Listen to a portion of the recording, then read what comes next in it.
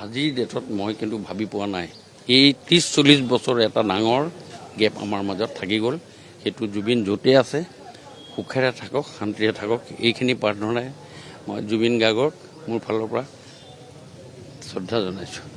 2 বজাৰ ভিতৰত মৰণোত্তৰ পৰীক্ষা সম্পন্ন হ'ব আৰু তাৰ পাছতে ভাৰত চৰকাৰে গতাই দিয়া এটা পৰিকল্পনা। গতিকে কেনেধৰণৰ ব্যৱস্থা বৰ্তমান চৰকাৰৰ ফালৰ পৰা কৰা গৈছে? চৰকাৰৰ ফালৰ পৰা মাননীয় মুখ্যমন্ত্ৰী মহোদয় সকলোখিনি ব্যৱস্থা লৈছে, কোনো কুটি ৰখা নাই।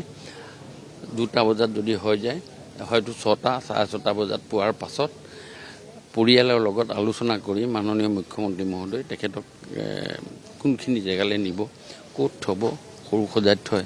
আজি বহুত মানুহ তেজপুৰৰ পৰা আহিছে, যোৰহাটৰ পৰাও মানুহ আহিছে, ডিব্ৰুগড়ৰ পৰা বহুত মানুহ আহিছে গাড়ী লৈ তেখেতক শেষ দৰ্শনাৰ্থে।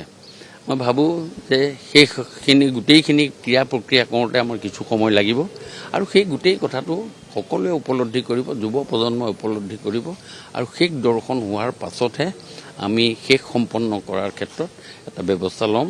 মই মাননীয় মুখ্যমন্ত্ৰী মহোদয়ে যি ব্যৱস্থা লৈছে মই মুখ্যমন্ত্ৰী মহোদয়কো ধন্যবাদ জ্ঞাপন কৰিছোঁ আৰু সকলোকে সহযোগিতা কৰিব কৈছোঁ। এই বিপদৰ সময়ত আমি যাতে সকলোৱে তেওঁৰ নিষ্ঠৰ দেশ যাতে আমি শৃংখলাবদ্ধভাৱে আমি শেষ সম্পন্ন কৰিব পাৰোঁ, তাৰ কাৰণে সকলোকে মোৰ ফালৰ পৰা বিশেষকৈ যুৱ প্ৰজন্মক মোৰ ফালৰ পৰা বিশেষভাৱে মই আহ্বান জনাই তেখেতৰ আত্মা সদগতিৰ কাৰণে ভগৱানৰ ওচৰত প্ৰাৰ্থনা জনাইছোঁ।